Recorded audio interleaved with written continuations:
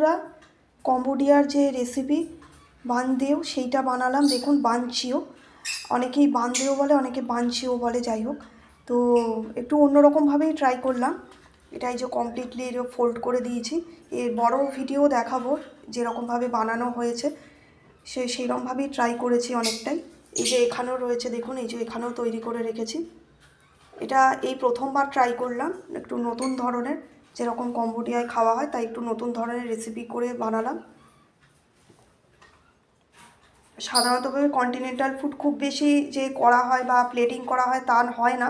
তো এটা এই কম্বোডিয়া রেসিপিটা নতুন বানালাম বলে সেই জন্যই আর কি একটু শেয়ার করলাম, ভাবলাম একটু আপনাদের সঙ্গে শেয়ার করি। লাগছে একটু বলবেন। যদিও এই বাইরের এই ধরনের খাবার আমি খুব একটা খেতে পারি না, আমার বাঙালি রান্নাই বেশি ভালো লাগে। আর তবুও অনেকে স্বাদ বদল করার জন্য এগুলো পছন্দ করে, তো সেই কারণে এগুলো বানানো আর কি।